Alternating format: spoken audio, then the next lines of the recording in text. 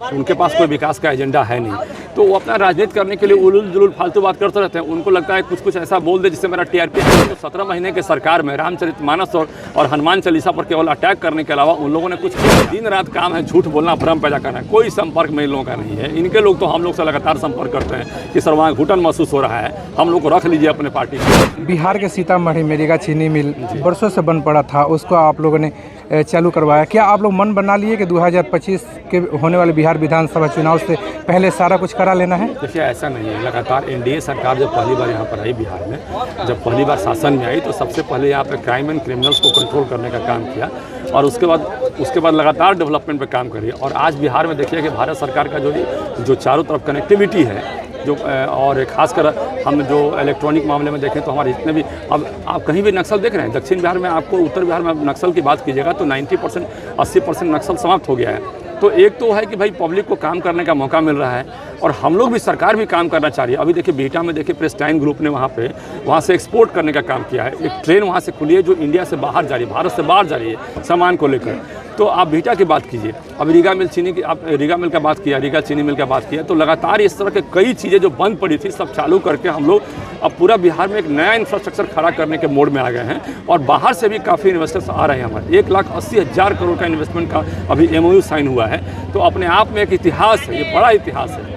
तो लगातार हमारा डेवलपमेंट हो रहा है और हम लोग आगे बढ़ रहे हैं। सरकार भी काफ़ी एक्टिव है और सरकार हर स्तर पे इन्वेस्टर्स को काफ़ी मदद कर रही है। बाहर से जो इंडस्ट्रिस्ट आ रहे हैं और खासकर जो बिहार के इंडस्ट्रिस्ट हैं, बिहार में जो हमारे MSME के जो वर्कर्स हैं, MSME के जो छोटी छोटी कंपनियां हैं, सबको प्रमोट करने में लगे हम लोग। तो निश्चित रूप से इसका असर दिखाई पड़ेगा बिहार में 2025 में।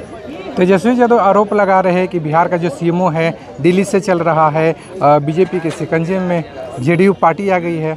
देखिए ऐसा है कि उनको जो है उनके पास कोई विकास का एजेंडा है नहीं, तो वो अपना राजनीति करने के लिए उलूल जुलूल फालतू बात करते रहते हैं। उनको लगता है कुछ ऐसा बोल दे जिससे मेरा TRP हाई हो जाए।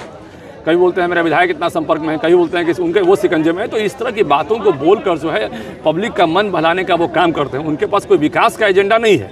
यदि उनके पास विकास का एजेंडा होता तो 17 महीने के सरकार में रामचरितमानस और हनुमान चालीसा पर केवल अटैक करने के अलावा उन लोगों ने कुछ किया क्या? हम दुर्गा माता का पूजा करते हैं और दुर्गा माता पर वो अटैक लगातार कर रहे थे। उन्होंने ज़बरदस्ती जो है हिंदू धर्म पर अटैक करने का एक नया कारण पर डे खोजते थे वो लोग। तो वो काम नहीं कर रहे थे, केवल उनको राजनीति से मतलब है और केवल उनको जो है बांटों और छांटों में विश्वास रखने में उनको लगता है कि हम आगे। आप जहां अटैक की बात कर रहे हैं, वो सोशल मीडिया पे जारी किए हुए है कि नियुक्ति पत्र बांटते हुए सोशल मीडिया पे तस्वीर जारी किए हैं। कार्यकर्ता से भी बोले हैं कि 17 महीने में हमने जितने सरकारी नौकरी देने का काम किया है, जनता के बीच में जाना है और उसको बताना है। आपको याद नहीं है क्या कि उनके शिक्षा मंत्री का नाम क्या था? उनके शिक्षा मंत्री का नाम चंद्रशेखर जी था, याद है ना आपको? और चंद्रशेखर जी क्या करते थे? चंद्रशेखर जी का यही काम था कि दिन रात जो है रामचरितमानस पर, हनुमान चालीसा पर वो अटैक करने का काम था उनका। वो कभी ऑफिस बैठते थे कहाँ? ऑफिस तो बैठने का काम करते नहीं थे। उनकी तो हमेशा के पाठक जी से लड़ाई होती रहती थी, वो कभी तो काम किए नहीं।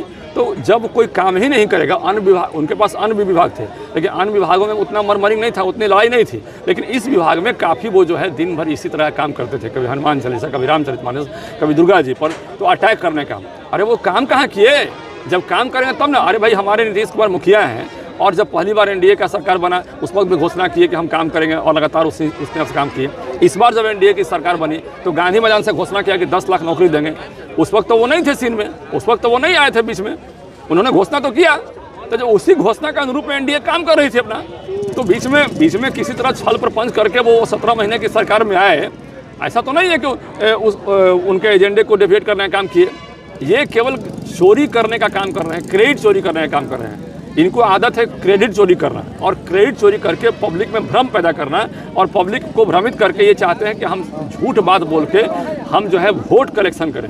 युवाओं को भ्रमित नहीं कर सकते हैं। राजद के मनेर से विधायक है, वो मुख्यमंत्री नीतीश कुमार को ऑफर भी दे चुके हैं। अरे भाई कोई बात ही नहीं हुआ न हो रहा है, कुछ नहीं, खाली इन लोगों का दिन रात काम है झूठ बोलना, भ्रम पैदा करना। कोई संपर्क में इन लोगों का नहीं है। इनके लोग तो हम लोग से लगातार संपर्क करते हैं कि सर वहाँ घुटन महसूस हो रहा है, हम लोग को रख लीजिए अपने पार्टी में। इनके कई विधायक तो संपर्क में रहते हैं हम लोग को, लगातार कहते रहते हैं कि हम लोग को सर वहाँ घुटन महसूस हो रहा है, वहाँ पे वहाँ जो है एरोगेंसी है, वहाँ पर डिक्टेटरशिप है, तो हम लोग सर आपकी पार्टी में आना चाहते हैं। तो हम लोग तो उनके पास कुछ है नहीं बोलने का, लगातार उलूल जुलूल फालतू बात बोलते रहते हैं। कोई काम ही नहीं उनके पास में, न विकास का एजेंडा है, न काम है, तो करें क्या? तो वो सही कर रहे हैं, खाली पब्लिक को भरमाने का काम कर रहे हैं। अच्छा, गिरिराज सिंह है बोल चुके हैं कि मुख्यमंत्री नीतीश कुमार को भारत रत्न मिलना चाहिए, क्या मिलना चाहिए? देखिए, माननीय गिरिराज सिंह एक बड़े मंत्री हमारे हैं, हमारे देश के एक बड़े सम्मानित नेता हैं, हम उनका आदर करते हैं।